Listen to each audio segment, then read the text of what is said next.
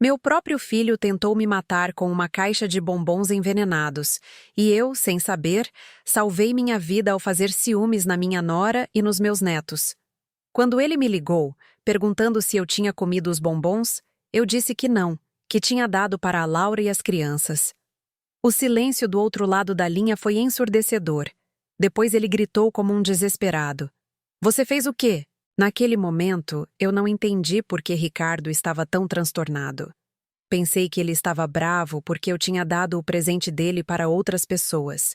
Que ingênua eu era. Meu nome é Helena. Tenho 69 anos. Durante 40 anos, sacrifiquei tudo pelo meu filho, Ricardo. Tudo. Minha juventude, meus sonhos, minhas economias. Eu o adotei quando ele tinha apenas 2 anos, depois que seus pais biológicos morreram em um acidente. Dei a ele meu sobrenome, meu amor incondicional, minha vida inteira. Mas naquele dia, o dia do meu aniversário de 69 anos, tudo mudou.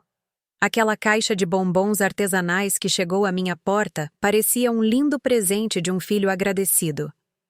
Os bombons eram requintados, caros. Vinham numa caixa elegante com um cartão que dizia: para a melhor mãe do mundo, com amor, Ricardo. Fiquei tão comovida. Fazia meses que não recebia nenhum gesto de carinho dele.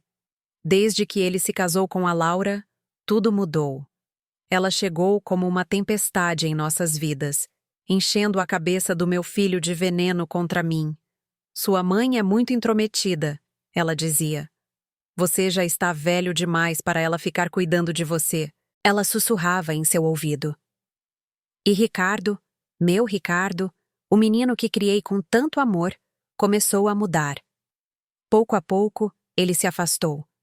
As visitas se tornaram mais raras, as ligações mais frias, os abraços mais distantes. Mas eu continuava com esperança. Continuava acreditando que meu filho voltaria a ser a pessoa que era antes. Naquela manhã, quando os bombons chegaram, pensei que finalmente tinha acontecido, que meu filho tinha se lembrado do quanto me amava, que a Laura não tinha conseguido destruir completamente o laço que construímos por tantos anos. Os bombons pareciam deliciosos. Eram de uma marca exclusiva, daquelas que custam uma fortuna. Cada peça era uma obra de arte, decorada com detalhes dourados e formas perfeitas. Mas eu sempre fui assim, sempre pensando nos outros antes de mim. Esses bombons são bons demais para eu comer sozinha, pensei. A Laura e as crianças vão gostar muito mais. Os pequenos sempre foram minha fraqueza. Apesar de todo o desprezo que a mãe deles me demonstrava, eu adorava aquelas crianças. Eram meus netos, a extensão do meu Ricardo, a única coisa pura que restava naquela relação tóxica. Então, peguei a caixa, reembrulhei com cuidado e fui para a casa do Ricardo, que ficava a uma curta distância de carro da minha casa em Campinas. Quando bati na porta, foi a Laura quem abriu. Como sempre, ela me recebeu com aquele sorriso falso que eu tanto odiava. Aquele sorriso que não chegava aos olhos, que gritava desprezo mesmo que seus lábios tentassem fingir cortesia. Olá, Helena, ela disse com aquele tom condescendente que usava comigo. O que a traz por aqui? Eu lhe entreguei a caixa de bombons e expliquei que eram do Ricardo para mim, mas que eu queria compartilhar com ela e as crianças. Por um momento, vi algo estranho em seus olhos, como surpresa, mas não do tipo bom. Era mais como medo, confusão.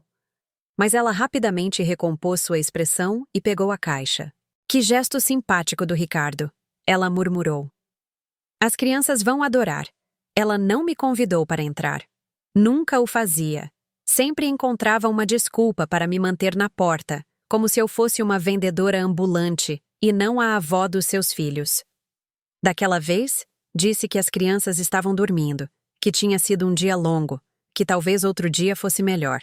Voltei para casa com o coração um pouco triste, mas também com uma certa satisfação. Eu tinha feito algo bom. Tinha compartilhado a alegria do presente do meu filho com a família dele. Naquela noite, fui para a cama pensando que talvez, apenas talvez, aquele gesto ajudasse a amenizar as coisas entre a Laura e eu. No dia seguinte, o telefone tocou cedo. Era o Ricardo. Sua voz soava estranha, tensa. Mãe, ele me disse. E os bombons? Gostou? A pergunta me pegou de surpresa. Era raro ele se interessar tanto em saber se eu tinha gostado de um presente. Geralmente, depois de me dar algo, ele parecia esquecer completamente do assunto. Ah, Ricardo, respondi com sinceridade. Eu dei para a Laura e as crianças. Você sabe como eles adoram doces. O silêncio que se seguiu foi aterrorizante. Foi como se o mundo tivesse parado. Eu podia ouvir meu próprio coração batendo enquanto esperava por sua resposta. Então, ele explodiu. Você fez o quê? Ele gritou com uma fúria que eu nunca tinha ouvido em sua voz. Dei para a Laura e as crianças. Você está louca? Sua voz tremia de uma forma que me assustou. Não era apenas raiva. Era pânico puro. Ricardo, eu não estou entendendo, eu disse, tentando manter a calma. Pensei que você ficaria feliz por eu ter compartilhado seu presente com sua família. Mas ele continuou gritando, cada vez mais desesperado. Perguntou-me repetidamente se eu tinha certeza de que não tinha comido um único bombom, se eu tinha dado a caixa inteira, se as crianças já tinham comido. Suas perguntas eram tão específicas, tão urgentes que comecei a suspeitar. Por que ele se importava tanto que eu não tivesse provado os bombons? Por que ele parecia aliviado por eu não os ter comido, mas desesperado por tê-los dado à sua própria família? Ele desligou na minha cara depois de gritar que eu era uma idiota, que tinha estragado tudo. Fiquei com o telefone na mão, tremendo, sem entender o que tinha acontecido. Mas algo dentro de mim, um instinto materno que desenvolvi ao longo de anos de cuidado e proteção, me dizia que algo estava terrivelmente errado. Naquela tarde, a Laura me ligou. Sua voz soava diferente, preocupada. Helena, ela me disse. As crianças passaram mal depois de comer os bombons. Tivemos que levá-las para o hospital Albert Einstein. Meu sangue gelou. O que aconteceu com elas? Perguntei com o coração na boca. Os médicos dizem que foi intoxicação alimentar, ela respondeu. Mas é estranho. Os bombons tinham um cheiro esquisito quando abrimos, mas as crianças já tinham comido vários antes de percebermos. Meu mundo começou a desmoronar. Os bombons que meu filho tinha me enviado, os bombons que eu tinha dado com tanto amor, tinham deixado meus netos doentes. Mas havia algo mais. Na voz da Laura, detectei algo que me fez tremer.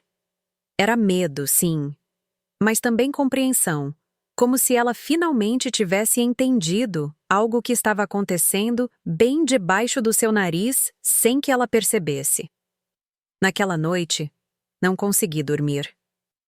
As peças do quebra-cabeça começaram a se encaixar na minha mente com uma clareza aterrorizante.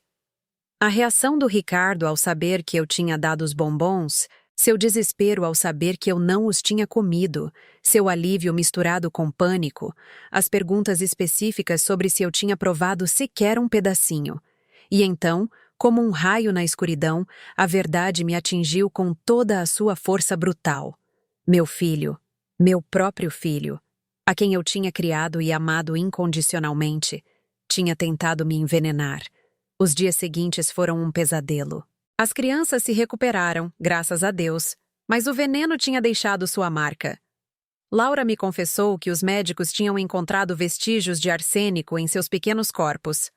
Arsênico, uma palavra que eu só tinha ouvido em filmes de crime. Agora fazia parte da minha realidade mais horrível.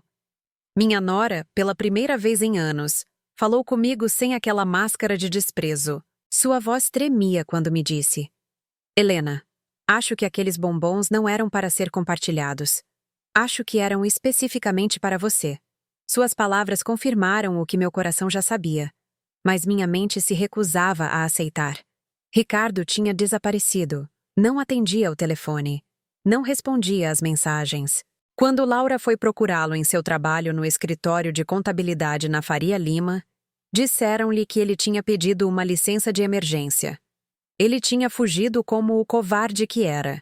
deixando sua esposa e filhos para sofrerem as consequências de seu plano diabólico. Mas eu conhecia meu filho. Eu sabia onde encontrá-lo. Eu sabia que, quando se sentia encurralado, ele sempre corria para o mesmo lugar, a casa de sua tia Sílvia, minha irmã mais nova. Ela sempre teve uma fraqueza por Ricardo, sempre justificando seus erros, protegendo-o das consequências de seus atos. Dirigi até a casa da Sílvia com as mãos tremendo no volante.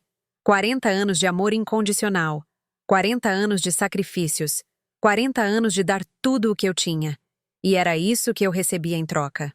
Um filho que queria me ver morta. Quando bati na porta, Sílvia a abriu com um olhar de culpa. Helena, ela murmurou.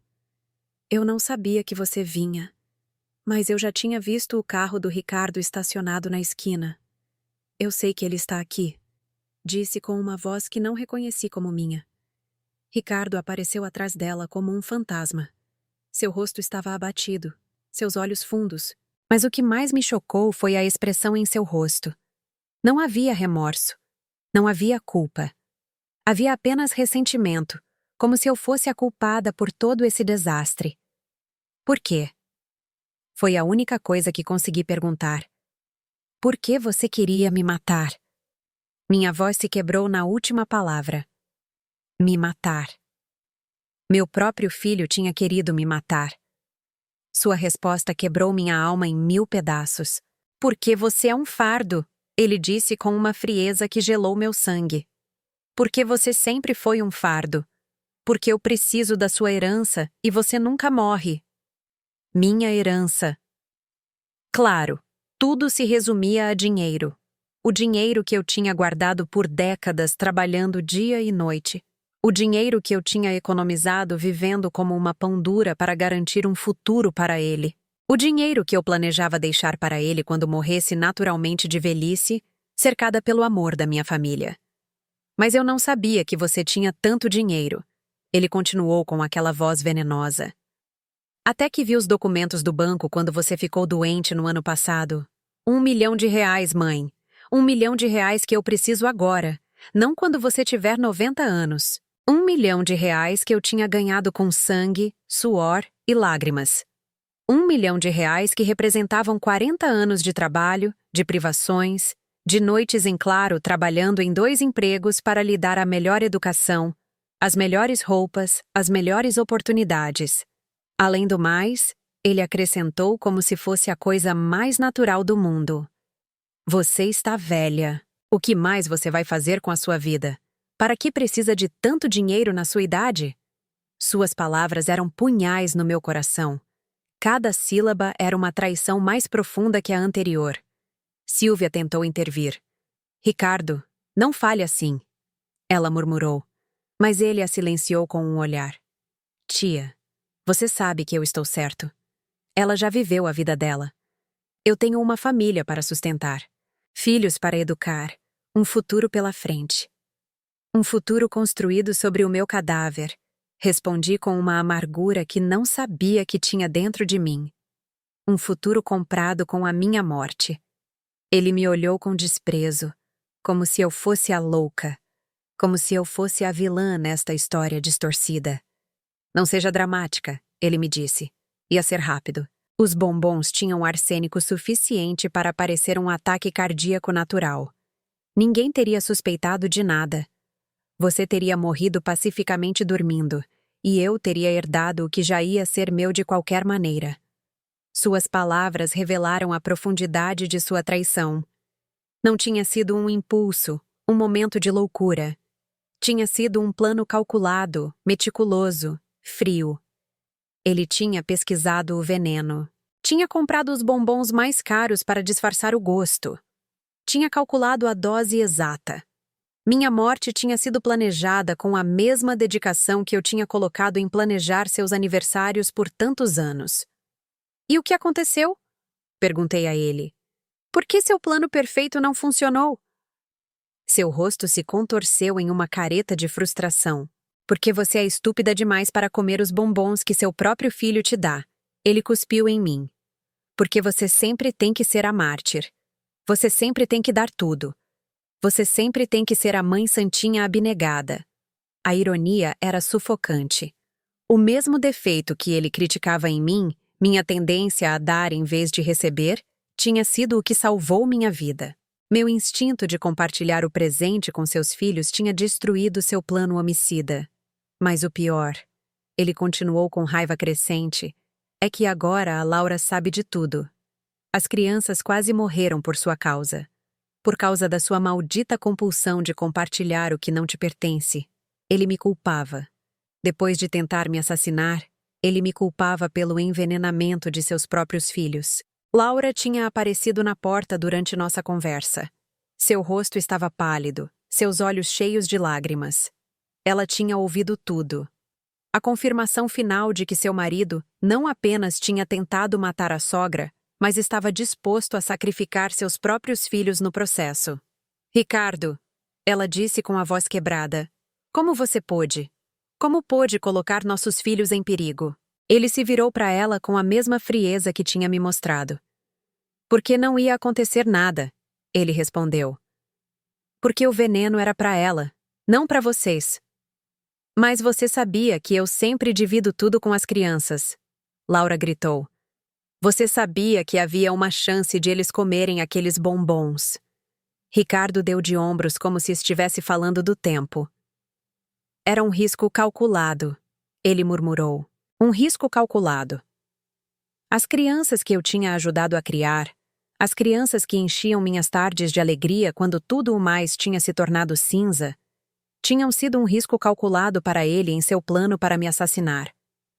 Naquele momento, entendi que o filho que eu criei, o menino que adotei e amei como se tivesse saído do meu próprio corpo, tinha morrido há muito tempo.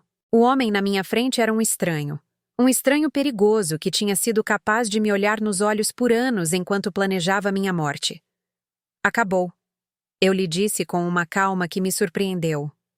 Tudo acabou entre nós. Ele riu. Uma risada amarga e cruel. O que você vai fazer, mãe? Chamar a polícia? Denunciar seu próprio filho? Você sabe que nunca faria isso. Você é fraca demais. Fraca demais. Por 40 anos, eu tinha sido fraca demais para lhe dizer não. Fraca demais para estabelecer limites. Fraca demais para ver que meu amor incondicional o tinha transformado em um monstro. Mas naquele dia, naquela casa, diante da evidência de sua traição absoluta, algo mudou dentro de mim. Você está certo, eu lhe disse. Fui fraca demais por tempo demais. Mas isso acaba hoje. Eu me virei e comecei a andar em direção à porta. Espere e veja o que uma mulher fraca pode fazer quando finalmente encontra sua força. Seus gritos me seguiram até a rua. Ele gritava que eu era uma ingrata, que depois de tudo o que ele tinha feito por mim, eu o estava abandonando. Tudo o que ele tinha feito por mim, o cúmulo do cinismo. Tentar me matar era, em sua mente distorcida, algo que ele tinha feito por mim. Naquela noite, na solidão da minha casa, chorei como não chorava há décadas. Chorei pelo filho que perdi, pelos anos desperdiçados, pelo amor traído. Mas, acima de tudo, chorei pela mulher que eu tinha sido, ingênua, permissiva, cega para o mal que estava crescendo diante dos meus olhos. Quando as lágrimas pararam, tomei uma decisão. Ricardo estava certo sobre uma coisa. Eu era fraca demais. Mas aquela mulher fraca estava morrendo naquela noite. Amanhã nasceria uma nova Helena. Uma Helena que tinha aprendido que amor sem limites não é uma virtude, é cumplicidade. Uma Helena que tinha descoberto que, às vezes, para se proteger, você tem que se tornar o que seus inimigos menos esperam. Meu telefone tocou. Era o Dr. Maurício, meu advogado, um velho amigo da família. Helena, ele me disse. A Laura me ligou, ela me contou tudo. Você está bem? Pela primeira vez em dias, sorri. Estou perfeita, Dr. Maurício, e tenho trabalho para você. A transformação não foi imediata, mas foi total. Nas semanas seguintes, enquanto Ricardo acreditava que tinha me destruído emocionalmente, eu estava construindo as fundações da minha vingança. O primeiro passo foi me mudar. Eu não podia continuar vivendo naquela casa onde tinha criado uma víbora, onde cada canto me lembrava da minha ingenuidade. Dr. Maurício me ajudou a encontrar um apartamento na área mais exclusiva da cidade, nos Jardins, uma cobertura com vista panorâmica que custava por mês mais do que Ricardo ganhava em 3. Quando assinei o contrato, vi a surpresa nos olhos da corretora de imóveis. Uma mulher de 69 anos, vestida modestamente, pagando à vista por um apartamento de luxo. É para a minha aposentadoria, eu lhe disse com um sorriso. Decidi que era hora de me dar alguns mimos. Aposentadoria? Que palavra libertadora. Eu estava me aposentando de ser mãe. Eu estava me aposentando de ser a vítima. Eu estava me aposentando de ser a mulher que dava tudo e não pedia nada em troca. O apartamento era espetacular. Pisos de mármore, janelas do chão ao teto, uma cozinha que parecia saída de uma revista. Mas o que eu mais gostei foi o escritório. Um espaço tranquilo onde eu podia planejar, onde podia pensar, onde podia me tornar a estrategista que Ricardo nunca imaginou que eu pudesse ser. Doutor, Maurício foi meu primeiro aliado nesta nova vida. Durante anos, ele cuidou dos meus assuntos legais básicos, testamentos, seguros, pequenos procedimentos. Mas agora eu precisava de algo mais. Precisava de um guerreiro legal que me ajudasse a desmontar sistematicamente a vida do homem que tinha tentado me assassinar. Helena, ele me disse em nossa primeira reunião séria, isso vai ser brutal. Ricardo não vai se render facilmente. Ele vai lutar. Ele vai mentir. Ele vai tentar manipular a situação a seu favor. Eu me recostei na cadeira de couro de seu escritório e o olhei nos olhos. Doutor Maurício, ele me subestimou por 40 anos. Agora é minha vez de surpreendê-lo. A primeira coisa que fizemos foi garantir meu dinheiro. Ricardo sabia da conta principal, mas não sabia das outras 3. Ele não sabia dos certificados de depósito que eu vinha renovando religiosamente todos os anos. Ele não sabia das ações que eu tinha comprado com o dinheiro extra dos meus trabalhos de fim de semana. Ele não sabia que sua mãe estúpida tinha construído um modesto, mas sólido império financeiro. No total, Dr. Maurício me disse, depois de revisar todos os documentos, estamos falando de quase 2 milhões de reais. Não 1 milhão como ele acredita. 2 milhões de reais. 40 anos de sacrifício transformados em poder econômico. 40 anos vivendo como uma pão dura para morrer como uma rainha. Mas o dinheiro era apenas uma ferramenta. A verdadeira arma era a informação. Dr. Maurício contratou um investigador particular, um ex-policial chamado Sérgio, especializado em casos de família. O que descobrimos nas semanas seguintes me deixou sem palavras. Ricardo não apenas tinha planejado minha morte pela herança, ele tinha dívidas que eu desconhecia. Dívidas de jogo, dívidas com agiotas, dívidas que tinham transformado minha morte em uma necessidade urgente para ele. Meu filho não era apenas um assassino frustrado. Era um jogador falido que tinha apostado o futuro de sua família às minhas custas. Aqui estão as provas, disse Sérgio, me entregando uma pasta cheia de fotografias, documentos, extratos bancários. Seu filho deve mais de 250 mil reais para gente muito perigosa. Gente que não aceita desculpas. As fotografias o mostravam em cassinos clandestinos em São Paulo, em viagens para Punta del Este, em encontros noturnos com homens de aparência ameaçadora. Ele tinha hipotecado a casa onde morava com a Laura sem contar nada a ela. Tinha penhorado o carro da esposa. Tinha esvaziado as contas de poupança das crianças para pagar juros. Meu filho não era apenas um assassino. Era um ladrão que tinha roubado o futuro de sua própria família. A Laura não sabe de nada disso, continuou Sérgio. Ele mente para ela há meses. Diz que está com problemas no trabalho, que os pagamentos estão atrasados, que precisam economizar. Mas a verdade é que ele está usando o dinheiro da casa para jogar. A informação era devastadora, mas também era perfeita. Ricardo tinha construído sua própria prisão com suas mentiras e vícios. Eu só precisava empurrar as grades para que tudo desmoronasse. Enquanto isso, ele achava que tinha me derrotado. Tinham se passado 3 semanas desde nosso confronto na casa da Silvia, e eu não tinha dado sinal de vida. Não o tinha ligado. Não tinha aparecido em sua casa. Não tinha feito nenhum drama. Em sua mente narcisista, isso confirmava sua teoria. Eu era fraca demais para enfrentá-lo. Mas eu estava trabalhando. Todos os dias do meu novo apartamento, eu coordenava os próximos movimentos com o Dr. Maurício. Todas as noites, eu revisava os relatórios do Sérgio, aprendendo mais sobre o monstro em que meu filho tinha se tornado. Todas as madrugadas, eu planejava o próximo passo da minha meticulosa vingança. A primeira fase era psicológica. Eu precisava que Ricardo sentisse que estava no controle, que tinha vencido. Precisava que ele se tornasse complacente, que baixasse a guarda. É por isso que eu não tinha dado sinal de vida. É por isso que eu tinha deixado ele acreditar que eu estava escondida em algum canto chorando e me sentindo derrotada. Dr. Maurício tinha me explicado o processo legal. Temos provas da tentativa de envenenamento.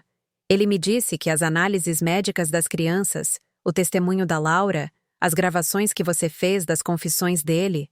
Sim, eu tinha gravado toda a nossa conversa na casa da Silvia. Um pequeno aparelho que Sérgio me deu, escondido na minha bolsa. Mas Dr. Maurício continuou. Um processo criminal vai ser longo e complicado. Haverá cobertura da mídia. Haverá escândalo público. Você está preparada para isso? Eu estava mais do que preparada. Depois de 40 anos nas sombras, eu estava pronta para sair para a luz e mostrar ao mundo quem Ricardo realmente era. Além do mais, ele acrescentou com um sorriso. Temos provas de fraude, desvio de fundos e manipulação financeira. Podemos destruí-lo economicamente antes mesmo que o processo criminal comece. Economicamente, a palavra soava deliciosa. Ricardo tinha tentado me matar por dinheiro. Agora, ele ia perder todo o seu dinheiro por tentar me matar. Durante aquelas semanas de silêncio, eu também trabalhei em mim mesma.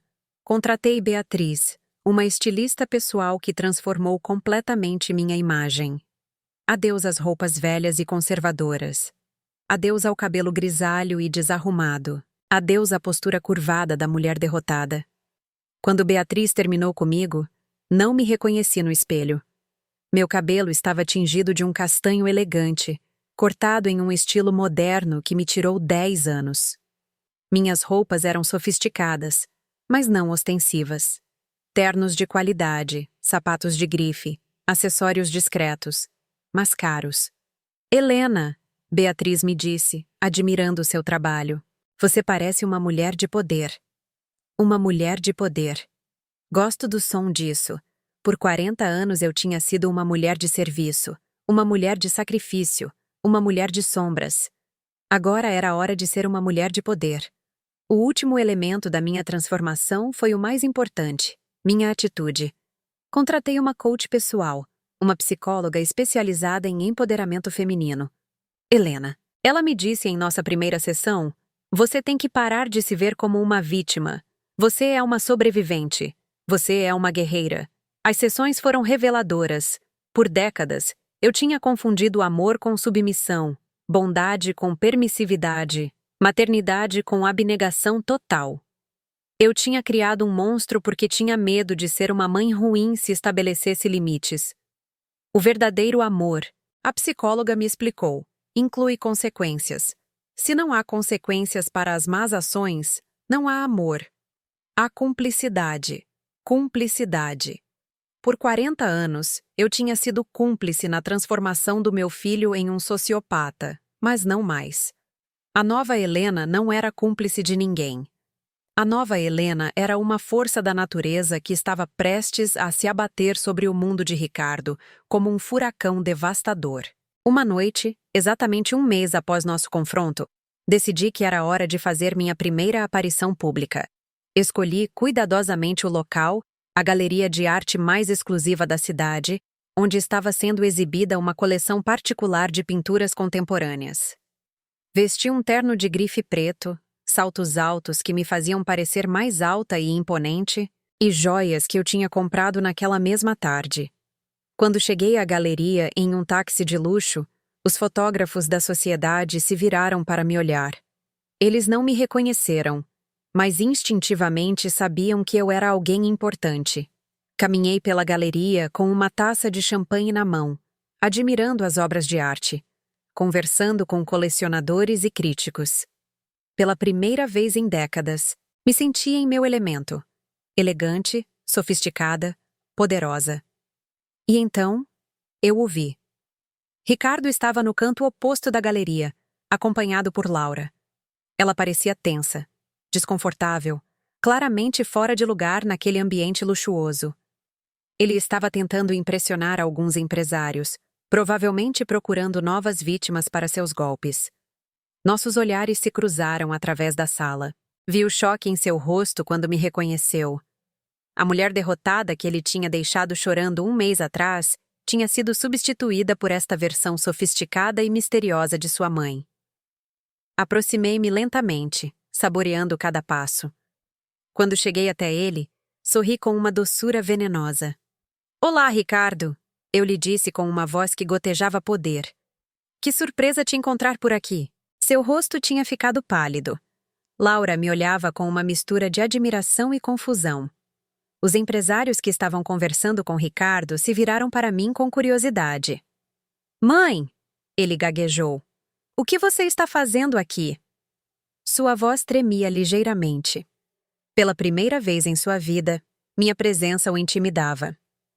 "Estou aproveitando minha aposentadoria", respondi, tomando um gole de champanhe. Decidi que era hora de me mimar. A palavra aposentadoria ecoou no ar como uma ameaça velada. Os empresários nos olharam com interesse. Era óbvio que havia uma tensão familiar, mas também era óbvio que eu não era a vítima que eles tinham imaginado. Aposentadoria? Um deles perguntou educadamente. "Você está se aposentando de quê, senhora?" "De ser generosa demais", respondi sem tirar os olhos de Ricardo. "Às vezes, quando você dá demais, as pessoas se acostumam a receber. Chega um ponto em que você tem que parar de dar e começar a cobrar." Cobrar. A palavra flutuou no ar como uma promessa de tempestade. Ricardo sabia exatamente o que significava. Ele sabia que seu tempo de pegar sem dar tinha acabado. Ele sabia que a caça tinha começado, e agora ele era a presa. Os dias seguintes foram de uma tensão requintada. Ricardo sabia que algo tinha mudado, mas não sabia o quê. Ele tinha me visto na galeria, transformada em uma mulher que ele não reconhecia, e isso o deixava inquieto. Começou a me ligar obsessivamente, mas eu não atendia. Deixava suas chamadas irem para a caixa postal, onde eu podia ouvir seu nervosismo crescente. "Mãe, atende o telefone", ele dizia em suas mensagens. "Precisamos conversar. Preciso saber o que você está planejando." "O que você está planejando?" Pela primeira vez em sua vida, era ele quem tinha medo de mim. Pela primeira vez, eu era a predadora, e ele era a presa. Dr. Maurício tinha iniciado a fase legal da minha vingança. A primeira coisa foi entrar com uma ação civil por tentativa de homicídio, com todas as provas que tínhamos reunido, as análises médicas das crianças, as gravações de áudio, os testemunhos da Laura e da equipe médica que atendeu meus netos. "Helena", Dr. Maurício me disse em seu escritório, "este processo vai ser um escândalo. A mídia vai cobrir o caso. Sua história vai estar em todos os telejornais." Perfeito. Eu queria que o mundo inteiro soubesse quem Ricardo realmente era. Queria que seus vizinhos em São Paulo, seus colegas de trabalho, seus amigos soubessem que ele tinha tentado assassinar sua própria mãe. Mas a ação civil era apenas o aperitivo.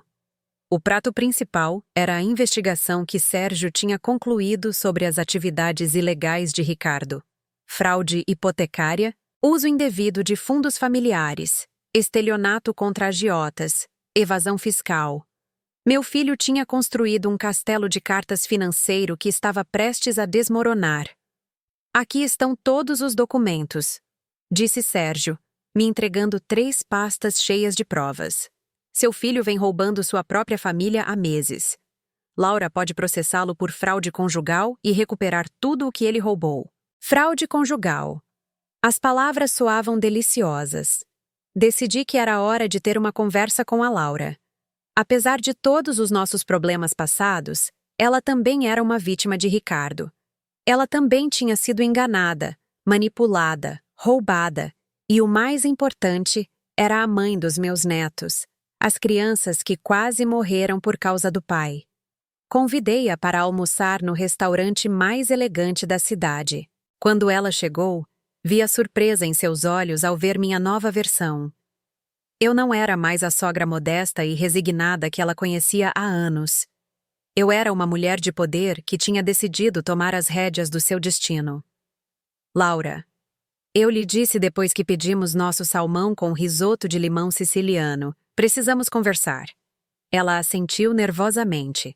Sabia que algo grande estava por vir. Eu sei tudo sobre as dívidas do Ricardo. Sei sobre o jogo, sobre os agiotas, sobre a hipoteca que ele fez na sua casa sem seu conhecimento. Seu rosto se desfez. Como você sabe disso? Ela murmurou. Porque contratei investigadores. Respondi calmamente. Porque decidi parar de ser a vítima e me tornar a caçadora. Entreguei-lhe uma das pastas que Sérgio tinha preparado. Está tudo aí. Documentos, fotografias, extratos bancários. Laura revisou os papéis com lágrimas nos olhos. Cada página era uma traição mais profunda. Seu marido não apenas tinha tentado assassinar a sogra, mas estava roubando sistematicamente o futuro de sua família para alimentar seu vício em jogos. Helena, ela me disse com a voz quebrada. Eu não sabia de nada disso. Ele me dizia que havia problemas no trabalho, que precisávamos economizar. Nunca imaginei que ele estivesse. Sua voz se perdeu em soluços, destruindo nossas vidas. Laura, eu disse, pegando sua mão. Você não tem culpa de nada. Ricardo nos enganou a ambas, mas agora temos a oportunidade de obter justiça. Expliquei meu plano. Ela poderia entrar com uma ação por fraude conjugal, recuperar a casa, proteger o futuro das crianças. Eu a ajudaria com as despesas legais. Mas, acrescentei com firmeza, preciso que você testemunhe contra o Ricardo. Preciso que você conte toda a verdade sobre os bombons, sobre a confissão dele, sobre tudo o que você viu. Ela não hesitou por um segundo. Claro, ela me disse. É o mínimo que posso fazer depois de tudo o que aconteceu. Enquanto comíamos, Ricardo chegou ao restaurante. Não era coincidência. Ele a estava seguindo, preocupado com este encontro entre sua esposa e sua mãe. Quando nos viu juntas, compartilhando documentos, seu rosto se transformou em uma máscara de pânico. Ele se aproximou de nossa mesa com passos agitados. O que vocês estão fazendo? Perguntou com a voz tensa. Sobre o que estão falando? Seu desespero era palpável.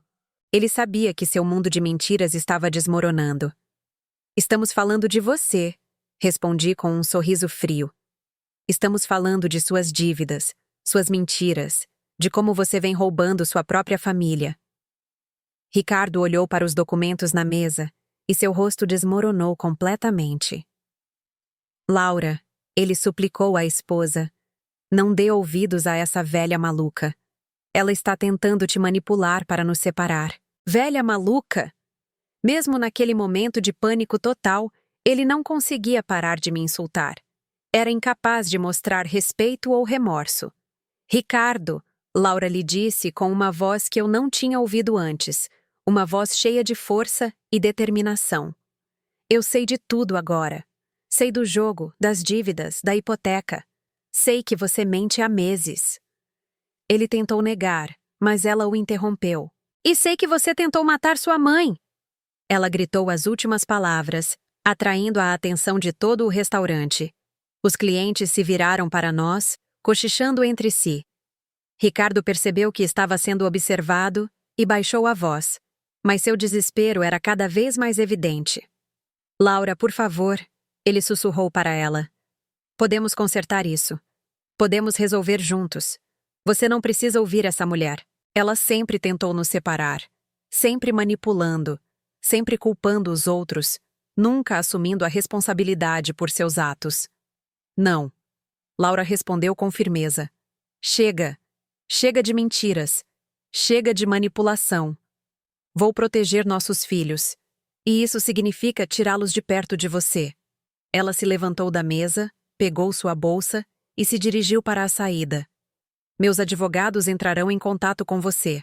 Ricardo ficou ali ao lado da nossa mesa, tremendo de raiva e impotência. Quando Laura saiu, ele se virou para mim com uma fúria que me lembrou por que eu tinha decidido destruí-lo. A culpa é sua, ele sibilou entre dentes.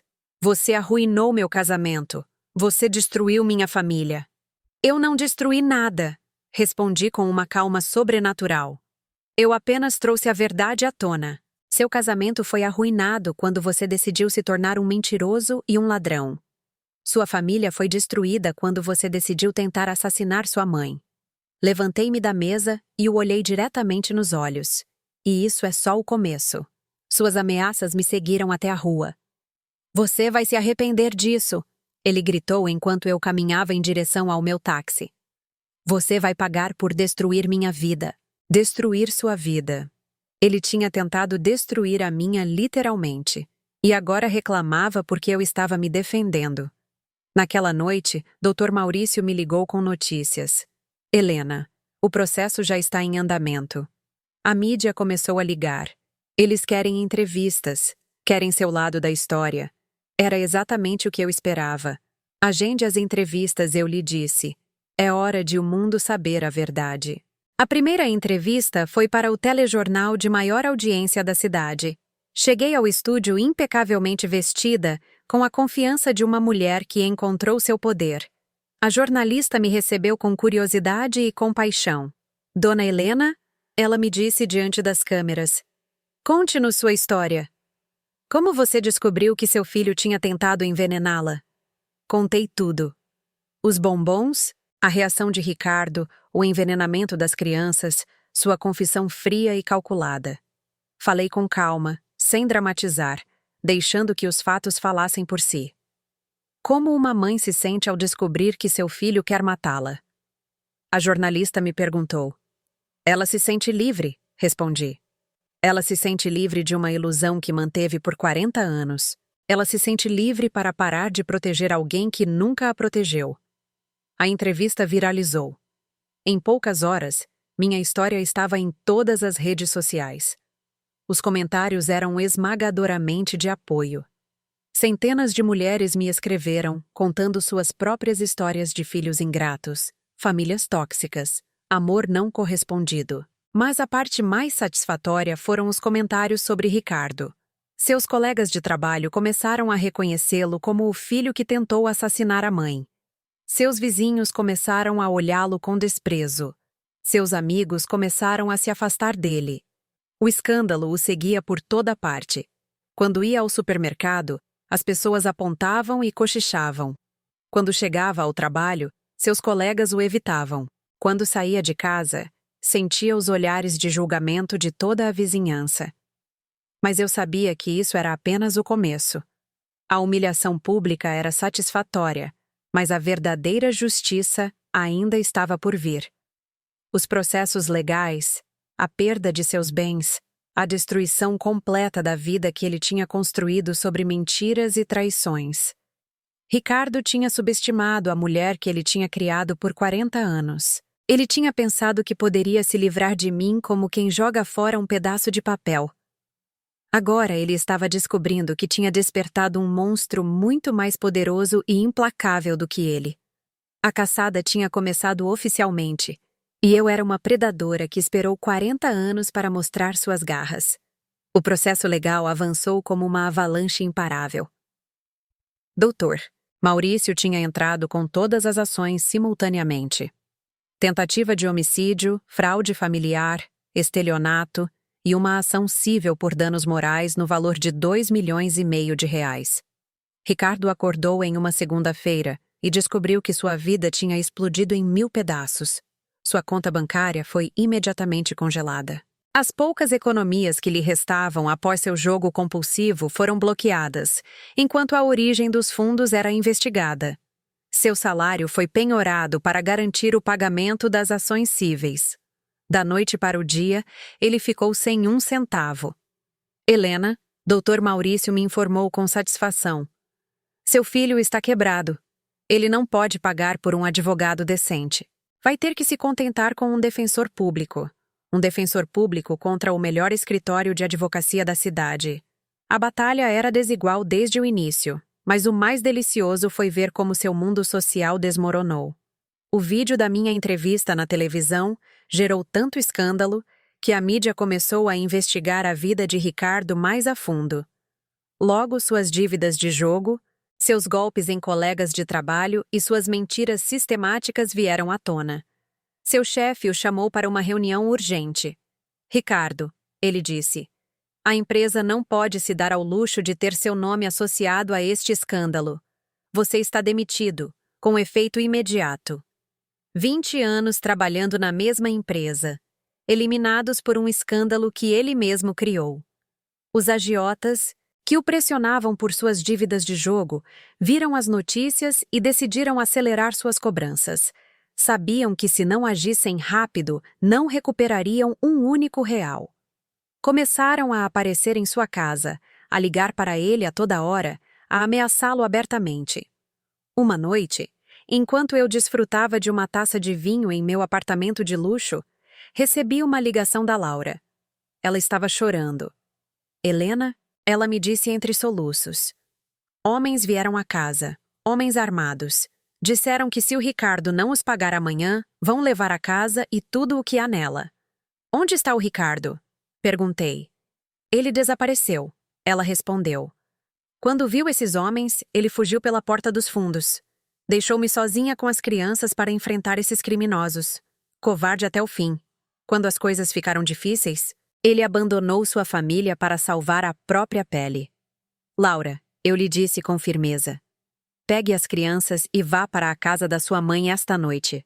Amanhã de manhã, vamos resolver isso. Chegara a hora de mostrar minha próxima carta. Na manhã seguinte, cheguei à casa de Ricardo, acompanhada pelo Dr. Maurício e 2 seguranças que eu tinha contratado. Os agiotas estavam lá inspecionando a propriedade, calculando o que poderiam levar para cobrir a dívida. Quando me viram chegar, aproximaram-se com curiosidade. Senhora, o líder do grupo, um homem corpulento com cicatrizes nas mãos, me disse. Você é parente do Ricardo? Sou a mãe dele. Respondi com a mesma calma que usaria para falar sobre o tempo. E tenho uma proposta. Tirei um cheque assinado da minha bolsa. Este é o valor exato que meu filho lhes deve, eu lhes disse. 250 mil reais. Peguem e esqueçam dele para sempre. Os homens olharam para o cheque surpresos. Não esperavam que uma mulher elegante aparecesse com 250 mil reais em mãos. Por que faria isso por ele? O líder me perguntou. Não estou fazendo por ele, respondi. Estou fazendo por minha nora e meus netos. Eles não têm culpa de viver com um jogador. O homem pegou o cheque, examinou-o cuidadosamente e finalmente assentiu. Fechado. Seu filho está livre da dívida conosco. Quando eles foram embora, Laura saiu de casa com lágrimas nos olhos. Helena, ela disse, não posso aceitar que você pague as dívidas do Ricardo. Não estou pagando por ele, expliquei. Estou pagando por vocês. E não é de graça. Entreguei-lhe um documento que Dr. Maurício tinha preparado. É uma transferência de propriedade, expliquei. A casa agora está em seu nome. Ricardo não tem mais direito legal sobre ela. E isto, entreguei-lhe outro papel. É um contrato de empréstimo. Você me deve os 250 mil reais, mas pode me pagar em pequenas parcelas nos próximos 20 anos. Era um acordo perfeito. Laura estava protegida. As crianças tinham um lar seguro. E Ricardo perdia seu último recurso econômico. Quando ele finalmente aparecesse, descobriria que não possuía mais nada. Naquela tarde, Ricardo finalmente se dignou a me ligar. Sua voz soava desesperada, quebrada. Mãe, ele suplicou. Preciso da sua ajuda. Os agiotas vão me matar se eu não pagar. Preciso de dinheiro. Preciso que você me perdoe. Preciso de... Ricardo. Eu o interrompi friamente. Já paguei suas dívidas. Pude ouvir seu suspiro de alívio do outro lado da linha. Obrigado, mãe. Eu sabia que você não me abandonaria. Eu sabia que... Mas não fiz por você. Continuei. Fiz pela Laura e pelas crianças. E você não tem mais casa. Transferia para o nome da sua esposa. O silêncio que se seguiu foi absoluto. O quê? Ele finalmente murmurou. A casa não é mais sua. Sua esposa me deve o dinheiro, não você. Você não tem mais nada a ver com essa propriedade. Sua respiração ficou agitada. Você não pode fazer isso, ele gritou. É minha casa. Eu a comprei. Comprou com dinheiro que roubou? Respondi. E agora ela voltou para mãos legítimas. Laura e as crianças estão protegidas. Você está por sua conta. Desliguei o telefone sem esperar por sua resposta. Os dias seguintes foram de uma tensão deliciosa. Ricardo apareceu na casa, mas Laura já tinha trocado as fechaduras. Quando ele tentou forçar a entrada, ela chamou a polícia. Os policiais chegaram e lhe explicaram que ele não tinha mais direito legal à propriedade. Mas ela é minha esposa! Ele gritou enquanto o escoltavam para fora de sua própria casa. Eu tenho direito de estar aqui! Senhor, o policial lhe disse. Sua esposa solicitou uma medida protetiva. Você não pode se aproximar a menos de 200 metros desta propriedade. Medida protetiva. Laura tinha seguido meu conselho à risca. Agora Ricardo não apenas tinha perdido sua casa, mas legalmente não podia se aproximar de sua família. Ele era um pária completo, rejeitado pela sociedade e abandonado pelos seus. Sem teto, sem emprego, sem dinheiro, Ricardo foi forçado a se refugiar em motéis baratos e decadentes. Mas até isso se tornou insustentável quando a mídia começou a segui-lo. Repórteres o assediavam constantemente, perguntando-lhe sobre a tentativa de assassinato, sobre suas dívidas, sobre seu vício em jogos. Uma noite, desesperado e humilhado, ele decidiu fazer algo que considerava inteligente, mas que se revelou o prego final em sua destruição. Ele criou um perfil em uma rede social e começou a transmitir ao vivo, tentando contar seu lado da história. Minha mãe é louca, ele disse diante da câmera do seu celular, de um quarto de motel sujo. Ela está inventando tudo isso porque quer atenção. Eu nunca tentei envenenar ninguém. Os bombons eram normais. Ela está manipulando toda a minha família contra mim. Mas a internet não perdoa. Os usuários começaram a bombardeá-lo com perguntas específicas que ele não conseguia responder.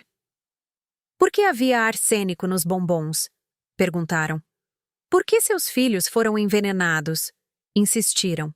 Onde está a prova de que sua mãe está mentindo? Sua transmissão viralizou, mas não da maneira que ele esperava. Viralizou como um exemplo de narcisismo patológico, como a confissão ao vivo de um homem que não conseguia aceitar a responsabilidade por seus atos. Os comentários foram brutais, impiedosos, sem misericórdia. Esse cara realmente acha que somos estúpidos, escreveu alguém. Sua própria esposa o está denunciando. E ele diz que é tudo mentira, acrescentou outro. Típico psicopata, sempre culpando os outros, comentou um terceiro. Mas o que realmente selou seu destino foi quando alguém lhe perguntou diretamente: se você é inocente, por que não processa sua mãe por difamação? Ricardo ficou sem palavras. Ele não podia me processar porque sabia que eu tinha todas as provas. Ele não podia negar a tentativa de envenenamento porque as provas eram irrefutáveis. Seu silêncio diante daquela pergunta foi interpretado por todos como uma confissão de culpa. A transmissão terminou abruptamente quando ele começou a receber ameaças de morte ao vivo. Ele tinha tentado manipular a opinião pública e tinha conseguido exatamente o oposto. No dia seguinte, trechos de sua transmissão estavam em todos os telejornais. Analistas de comportamento o dissecaram como um caso de estudo de narcisismo maligno. Psicólogos explicaram na televisão como sua incapacidade de aceitar a responsabilidade era típica de personalidades antissociais. Ricardo tinha conseguido algo que eu não poderia ter alcançado nem com a melhor equipe de relações públicas. Ele tinha destruído sua própria reputação de forma tão completa e pública que não havia mais volta. Ele tinha se tornado o vilão nacional, o símbolo da ingratidão filial levada ao extremo. Mas para mim, o mais satisfatório não foi sua humilhação pública. Foi a tranquilidade que vi nos olhos da Laura quando a visitei. A segurança que meus netos sentiam em sua própria casa, a paz que encontrei ao me afastar da toxicidade que dominou minha vida por décadas. A justiça formal ainda estava em processo, mas a justiça poética já tinha sido feita. O filho que tentou me matar por dinheiro agora não tinha um único real. O homem que desdenhou do meu amor agora implorava por meu perdão. O manipulador tinha sido exposto e rejeitado por todos. E eu, a vítima que passou 40 anos em silêncio, finalmente tinha encontrado minha voz. Os meses que se seguiram foram de transformação total. Enquanto Ricardo se afundava cada vez mais em sua própria miséria, eu florescia como nunca antes em minha vida. O apartamento de luxo tinha se tornado meu santuário, um lugar onde pela primeira vez em décadas eu podia respirar sem o peso da manipulação constante. Dr. Maurício me mantinha informada sobre o andamento dos processos legais. Helena, ele me disse durante uma de nossas reuniões semanais, o promotor está muito interessado em processar Ricardo por tentativa de homicídio. As provas são esmagadoras. As gravações de áudio, os testemunhos médicos, as confissões que ele mesmo fez, tudo formava um caso sólido e irrefutável. Além disso, doutor, Maurício continuou com um sorriso. Seu defensor público está tentando negociar um acordo. Ele sabe que não pode vencer este caso. Uma confissão de culpa significaria que Ricardo teria que admitir publicamente diante de um juiz que tentou assassinar sua própria mãe. Mas o que realmente me encheu de satisfação foi ver como Laura tinha florescido depois de se libertar da toxicidade de seu casamento. Sem as mentiras constantes, sem o estresse financeiro, sem a manipulação emocional, ela tinha voltado a ser a mulher forte que eu tinha vislumbrado anos atrás. Helena, ela me disse durante um de nossos almoços semanais, pela primeira vez em anos, me sinto livre. As crianças estão felizes, seguras. Elas dormem tranquilamente pela primeira vez em meses. Ver meus netos recuperarem sua inocência, ver seus sorrisos sinceros valia mais do que qualquer vingança que eu pudesse planejar. Uma tarde, enquanto desfrutava de um café no terraço do meu apartamento, recebi uma ligação inesperada. Era a Sílvia, minha irmã. Sua voz soava envergonhada, culpada. Helena, ela me disse, preciso falar com você. Preciso me desculpar. Decidi recebê-la em minha casa. Quando ela chegou, a diferença entre nós era abismal. Eu parecia elegante, serena, empoderada. Ela parecia consumida pela culpa e pela vergonha. Helena.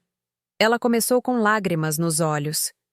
Eu sabia que Ricardo tinha problemas, mas nunca imaginei que ele fosse capaz de tentar te matar. Sílvia, respondi com uma calma que me surpreendeu. Você sempre soube que havia algo errado com ele. Você sempre o justificou. Você sempre o protegeu das consequências de seus atos. Ela assentiu, incapaz de negar a verdade. Eu sei que fui cúmplice de seu comportamento. Eu sei que falhei com você como irmã. O que mais me dói, ela continuou, é que quando ele veio me pedir refúgio depois de tentar te envenenar, eu o acolhi em minha casa. Eu o protegi sabendo o que ele tinha feito. Suas lágrimas eram genuínas. Seu arrependimento parecia real. Mas o dano já estava feito. Sílvia, eu lhe disse sem crueldade, mas com firmeza. Por 40 anos, você escolheu proteger um monstro em vez de proteger sua irmã. Não posso simplesmente esquecer isso porque você se sente culpada agora. Ela saiu da minha casa chorando, mas eu me senti em paz. Eu tinha estabelecido limites claros. Eu tinha expressado minha verdade sem agressividade, mas sem concessões. O julgamento criminal começou 6 meses após a tentativa de envenenamento. A mídia cobriu cada detalhe, cada testemunho, cada prova apresentada. Eu testemunhei com uma serenidade que impressionou até os repórteres mais experientes.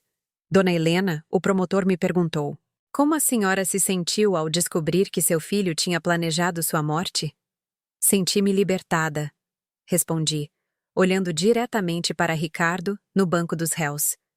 Libertada de 40 anos de manipulação, de 40 anos de dar amor incondicional a alguém incapaz de retribuí-lo. Ricardo parecia abatido, envelhecido, destruído. Seu defensor público fez o que pôde, mas as provas eram irrefutáveis. Os testemunhos de Laura, dos médicos que trataram as crianças, dos especialistas que analisaram os bombons, construíram um caso perfeito.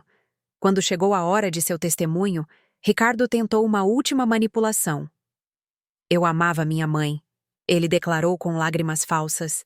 Tudo isso é um terrível mal-entendido.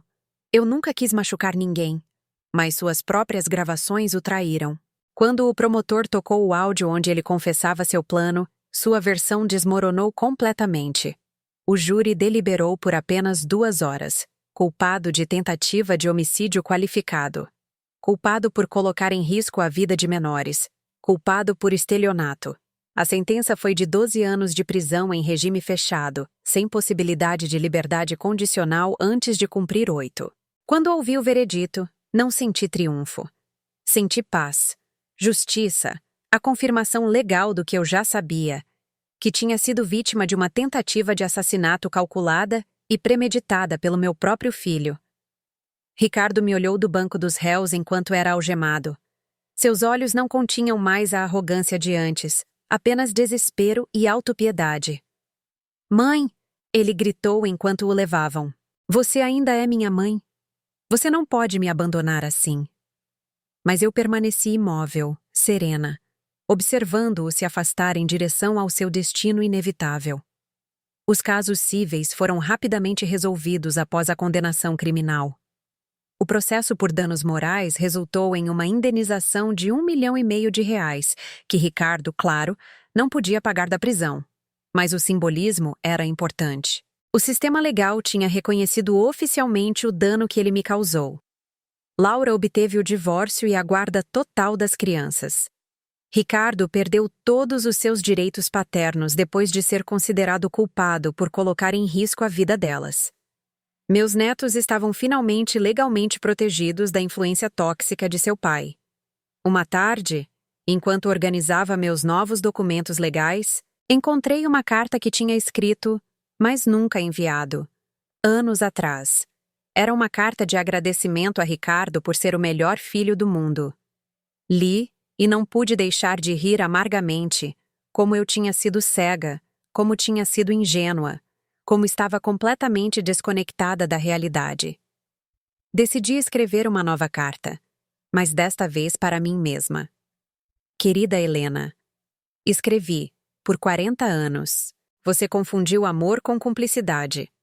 Você confundiu bondade com permissividade. Você confundiu sacrifício com virtude. Hoje, celebro que você finalmente aprendeu a diferença. No dia em que completei 70 anos, organizei uma pequena celebração em meu apartamento. Convidei Laura e as crianças, Dr. Maurício e sua esposa, Beatriz, minha estilista, Sérgio, o investigador, pessoas que me ajudaram a reconstruir minha vida, que me apoiaram em minha transformação. Quando soprei as velas do meu bolo, fiz um desejo silencioso de que nenhuma mulher tivesse que esperar até os 70 anos para encontrar sua força, para estabelecer limites, para se defender daqueles que abusavam de seu amor. Naquela noite, sozinha em meu apartamento, refleti sobre a jornada que tinha percorrido, de vítima silenciosa a mulher empoderada, de mãe abnegada a uma pessoa que se valorizava, de uma mulher que dava tudo sem receber nada a uma mulher que tinha aprendido que amor próprio não é egoísmo, é sobrevivência. Ricardo tinha querido me matar para roubar meu dinheiro. Mas ele tinha conseguido algo completamente oposto. Ele tinha despertado uma mulher que eu não sabia que existia dentro de mim. Uma mulher forte, inteligente, capaz de lutar pelo que lhe pertencia. A justiça formal tinha sido feita. Mas a verdadeira vitória foi pessoal. Eu tinha recuperado minha dignidade, minha autonomia, meu direito de viver sem medo ou manipulação. 2 anos após a sentença, minha vida tinha encontrado um equilíbrio que eu nunca pensei ser possível. As feridas emocionais tinham cicatrizado, não com o esquecimento, mas com a sabedoria. Eu tinha aprendido que curar não significa esquecer, mas integrar a dor em uma nova versão mais forte de si mesma. Minha rotina diária era um testemunho da minha nova liberdade. Eu acordava sem o peso da ansiedade que carreguei por décadas. Tomava café da manhã com ovos mexidos e bacon enquanto lia as notícias financeiras, porque tinha decidido aprender a gerenciar meus investimentos pessoalmente. Dr. Maurício me apresentou a Fábio, um consultor financeiro ético que me ensinou que o dinheiro podia ser uma ferramenta de empoderamento, não apenas de sobrevivência. Helena, Fábio me disse durante uma de nossas sessões, você tem capital suficiente para viver confortavelmente pelo resto da vida e deixar uma herança considerável. Herança, a palavra que tinha motivado a tentativa de assassinato, agora tinha um significado completamente diferente para mim. Eu tinha decidido criar um fundo para meus netos, administrado por Laura até que eles completassem 25 anos. Também estabeleci uma fundação para ajudar mulheres idosas vítimas de abuso familiar. Minha experiência traumática tinha se transformado em propósito social. As crianças visitavam meu apartamento todo fim de semana. Ver seus rostinhos se iluminarem quando chegavam era o remédio mais poderoso para qualquer tristeza residual. Vovó Helena, a pequena Ana me dizia, por que o papai não mora mais com a gente? Eram perguntas difíceis que Laura e eu tínhamos aprendido a responder com honestidade apropriada para a idade.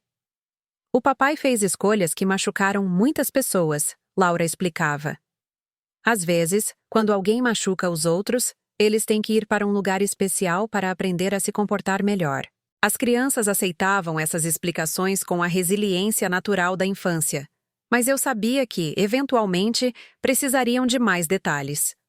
Uma tarde, enquanto brincava com meus netos no parque perto do meu apartamento, vi uma mulher mais velha sentada sozinha em um banco. Ela parecia triste, perdida, com aquela expressão que eu conhecia tão bem. Aproximei-me e iniciei uma conversa. Sou Teresa, ela me disse. Moro com meu filho e a esposa dele, mas me sinto invisível. Eles me tratam como um fardo. Sua história ressoou profundamente em mim. Era como ver meu passado refletido em outra pessoa. Contei-lhe minha experiência sem detalhes dramáticos, mas com a honestidade de quem tinha percorrido a mesma escuridão. Teresa, eu lhe disse, você não tem que aceitar ser tratada como um fardo. Você tem direitos, você tem valor, você tem opções. Aquela conversa se tornou o germe de algo maior. Comecei a organizar reuniões semanais em meu apartamento para mulheres mais velhas que enfrentavam situações semelhantes. Chamamos de Círculo de Força. Toda quinta-feira à tarde, minha sala de estar se enchia de histórias de sobrevivência, de apoio mútuo, de mulheres se redescobrindo. Dr. Maurício me ajudou a formalizar a fundação. Fundação Helena para a Dignidade da Mulher Idosa. Foi finalmente chamada. Nosso primeiro projeto foi um abrigo temporário para mulheres idosas vítimas de abuso familiar. O segundo, um programa de assistência jurídica gratuita. A mídia começou a me chamar para falar sobre a questão do abuso contra idosos. Minha história tinha ressoado tanto que me tornei, sem buscar, uma voz para outras vítimas. O abuso familiar nem sempre deixa marcas visíveis, eu dizia nas entrevistas. Às vezes, o abuso é emocional, financeiro, psicológico. Uma manhã, exatamente 3 anos após a tentativa de envenenamento, recebi uma carta da prisão. Era de Ricardo. Meu primeiro impulso foi jogá-la fora sem ler, mas a curiosidade venceu. Abri com as mãos trêmulas. Querida mãe, começava. Sei que não mereço seu perdão, mas preciso que saiba que tenho refletido sobre o que fiz. A carta continuava com o que pareciam ser desculpas genuínas, expressões de remorso, promessas de mudança. Mas havia algo no tom que me soava familiar. A manipulação sutil, a tentativa de despertar pena. Tenho feito terapia psicológica, ele escreveu. O psicólogo diz que tenho questões profundas que vêm do meu abandono precoce, da morte dos meus pais biológicos. Mesmo da prisão, ele continuava a culpar os outros por suas decisões. Ainda era incapaz de assumir total responsabilidade. Por favor, mãe. A carta terminava. Dê-me uma chance de reparar o dano que causei. Aceite me visitar. Preciso te ver. Preciso do seu perdão para poder me curar. Preciso. Sempre foi sobre o que ele precisava. Nunca sobre o que eu precisava ou merecia. Mostrei a carta à minha psicóloga, a médica que me ajudou em meu processo de cura. Helena, ela me disse depois de lê-la. Como você se sente lendo isso? Sinto pena, respondi. Mas não por ele. Sinto pena porque, depois de 3 anos na prisão, ele ainda não entende de verdade o que fez. Você vai respondê-lo? Ela perguntou. Vai visitá-lo? Refleti por dias sobre essa questão. Parte de mim, a mãe que fui por 40 anos, sentia a obrigação de responder. Mas a nova mulher que ressurgiu das cinzas sabia que minha cura não dependia de perdoar a pessoa que tentou me matar. Finalmente, decidi escrever uma resposta, mas não a que ele esperava. Ricardo, escrevi. Recebi sua carta. Fico feliz em saber que você está refletindo sobre suas ações. No entanto, meu processo de cura não requer vê-lo ou perdoá-lo. Aprendi que o perdão é para o benefício de quem perdoa, não de quem o pede. Construí uma vida plena sem você. Minha carta continuava. Encontrei paz, propósito e felicidade. Sua ausência não é um vazio em minha vida. É um espaço preenchido com tranquilidade. Espero que você encontre sua própria redenção, mas meu caminho para a cura não inclui mais tentar salvá-lo das consequências de suas decisões. Assinei a carta simplesmente como Helena, não como mãe. Esse título tinha sido revogado no dia em que ele decidiu se tornar meu potencial assassino. Enviei a carta e senti uma profunda libertação. Eu tinha fechado definitivamente o último capítulo daquela relação tóxica. Laura também tinha reconstruído sua vida. Ela começou a estudar psicologia, inspirada por nossa experiência. Quero ajudar outras famílias a identificar sinais de manipulação antes que seja tarde demais, ela me disse. Sua transformação de vítima silenciosa para defensora ativa era inspiradora. As crianças estavam crescendo saudáveis e seguras. Ocasionalmente, perguntavam sobre o pai, mas sem a angústia que demonstravam durante os anos de toxicidade familiar. A estabilidade emocional tinha substituído o caos constante que marcou seus primeiros anos. Uma tarde, enquanto revisava os relatórios da fundação, percebi algo extraordinário. Em 2 anos, tínhamos ajudado mais de 200 mulheres idosas a escapar de situações abusivas. Algumas tinham recuperado propriedades roubadas por filhos manipuladores. Outras tinham encontrado a coragem de denunciar o abuso. Todas tinham redescoberto sua dignidade. Minha história pessoal de sobrevivência tinha se tornado um farol de esperança para outras mulheres. A tentativa de assassinato que buscou me silenciar para sempre tinha acabado por amplificar minha voz além do que eu jamais imaginei. Naquela noite, enquanto contemplava a cidade do meu terraço, refleti sobre a ironia perfeita da minha situação. Ricardo queria me matar para roubar minha herança, mas tinha conseguido que eu construísse um legado muito mais valioso. Uma fundação que duraria além da minha morte, ajudando gerações de mulheres a encontrarem sua força. A mulher que fui por 70 anos tinha morrido simbolicamente no dia dos bombons envenenados. A mulher que nasceu daquelas cinzas era mais forte, mais sábia, mais completa. Eu tinha aprendido que, às vezes, para encontrar a luz, é preciso atravessar a escuridão mais profunda. Minha vingança tinha sido completa. Não pela destruição de Ricardo, mas pela minha própria reconstrução. A melhor vingança acabou sendo viver plenamente, sem medo, sem culpa, sem a sombra da manipulação obscurecendo meus dias. 5 anos após a sentença, minha vida tinha alcançado uma plenitude que nunca pensei ser possível. A fundação havia crescido exponencialmente, com escritórios em 3 estados e uma equipe de 20 profissionais dedicados. Tínhamos ajudado mais de 500 mulheres a recuperarem sua dignidade e autonomia. Uma manhã, Dr. Maurício me ligou com notícias inesperadas. Helena, ele me disse com voz grave. Ricardo está solicitando liberdade condicional. Ele cumpriu 5 anos de sua sentença, e seu advogado alega bom comportamento.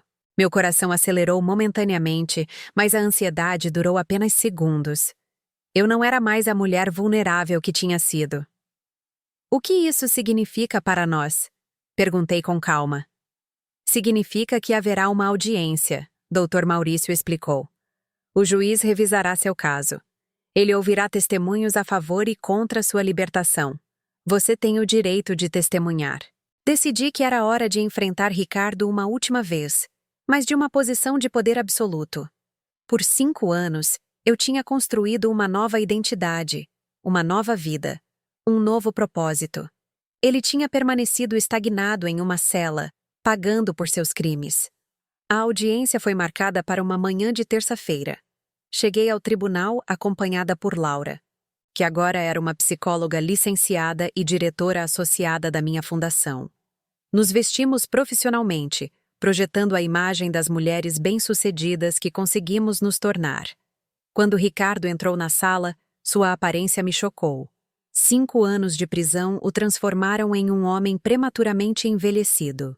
Seu cabelo estava completamente grisalho, seu rosto marcado por rugas profundas, sua postura curvada pela derrota. Não havia mais nenhum traço do homem arrogante que tentou me assassinar. Seu advogado apresentou o caso para a liberdade condicional. Meu cliente demonstrou remorso genuíno, ele argumentou.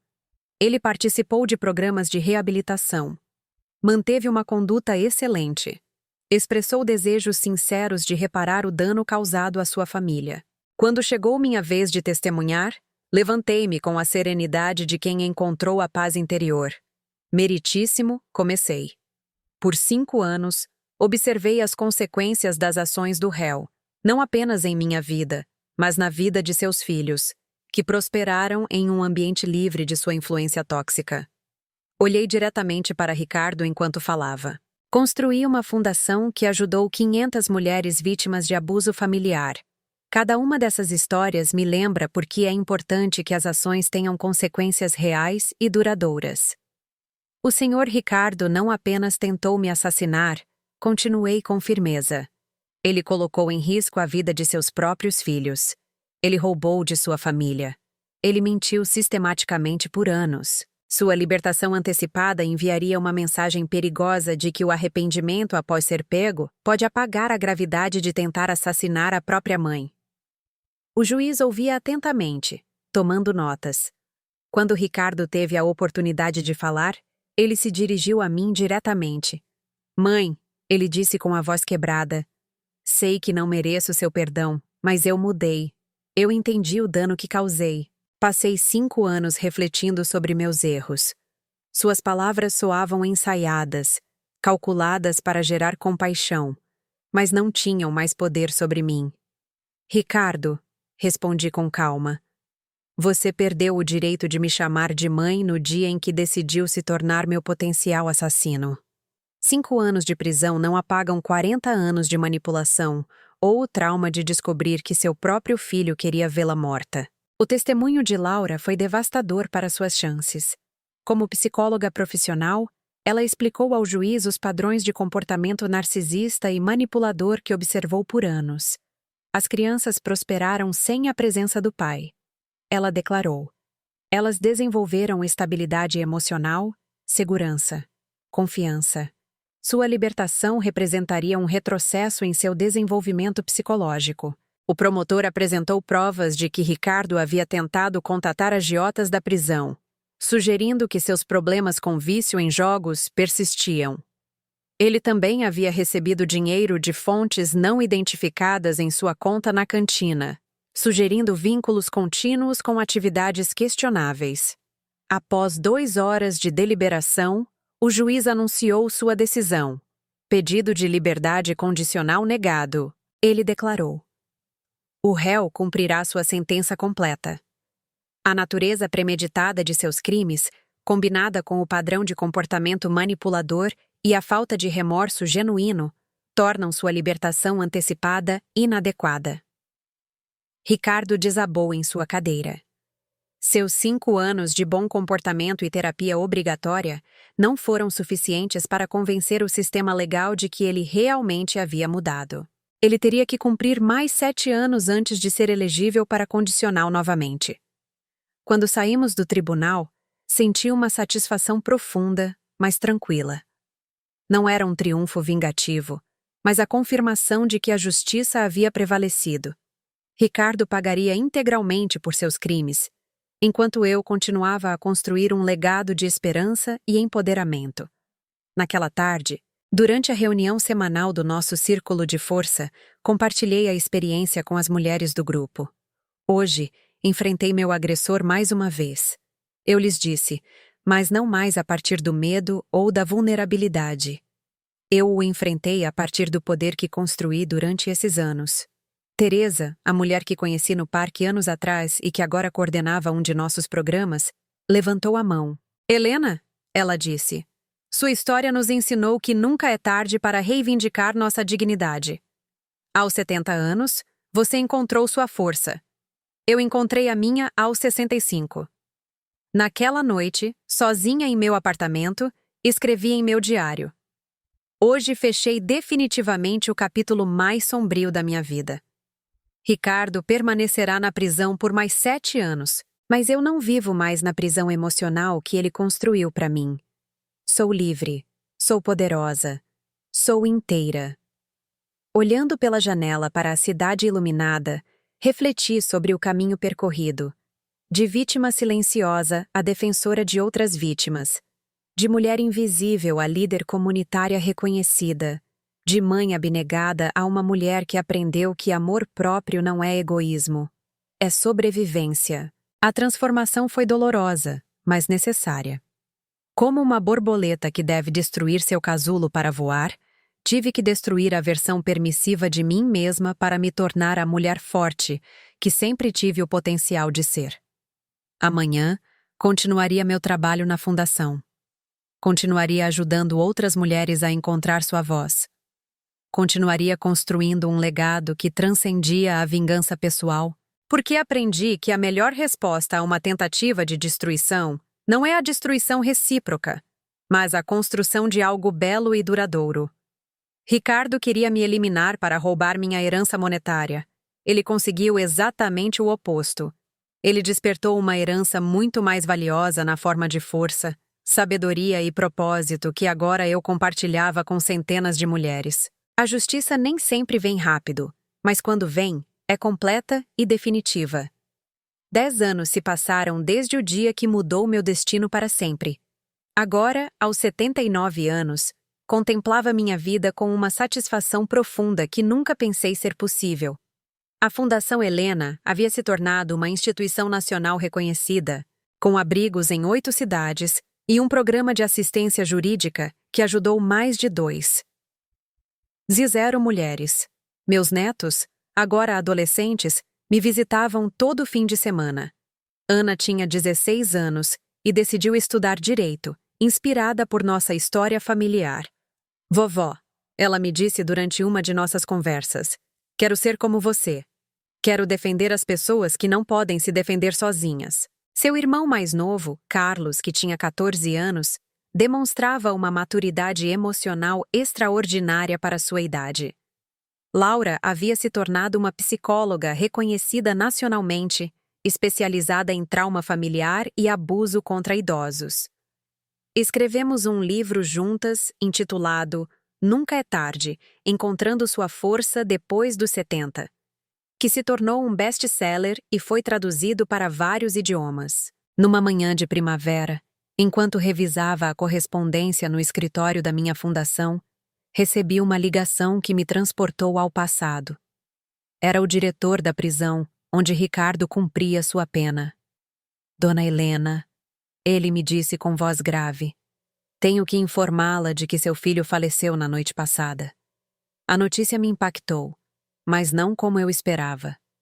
Não senti dor materna ou perda devastadora. Senti uma estranha mistura de tristeza pelo que poderia ter sido e alívio pelo encerramento definitivo daquele capítulo. O que aconteceu? Perguntei com calma profissional. Foi um ataque cardíaco fulminante, explicou o diretor. Os médicos dizem que ele desenvolveu problemas cardíacos graves, provavelmente relacionados ao estresse e à depressão.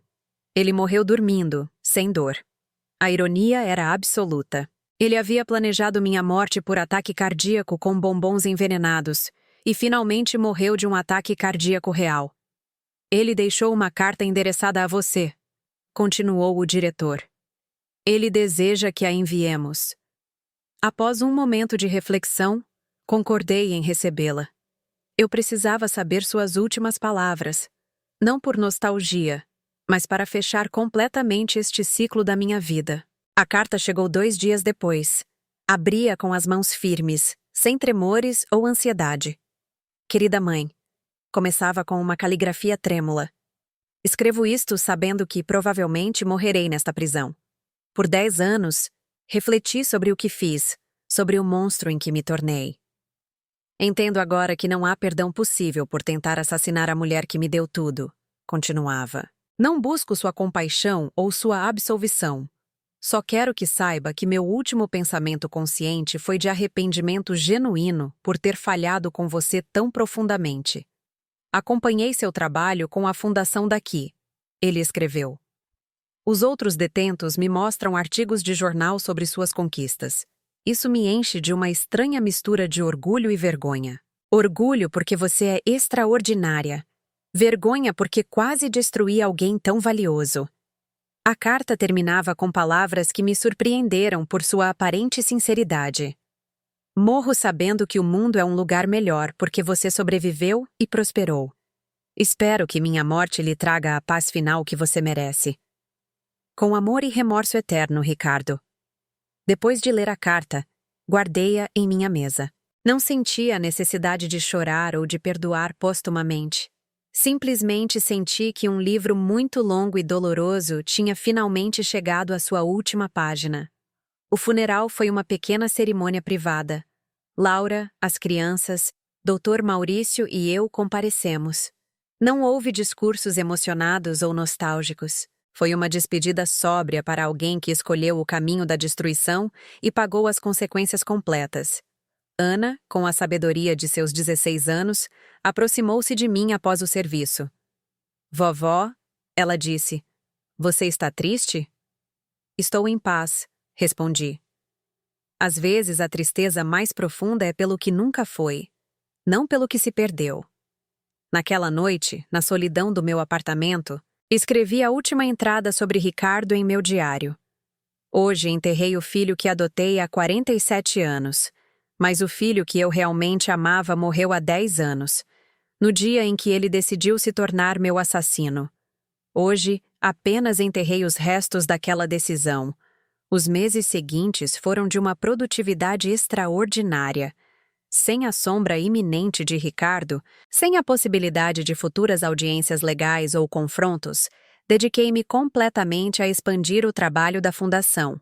Estabelecemos um programa de bolsas universitárias para mulheres mais velhas que queriam retomar seus estudos após escapar de situações abusivas.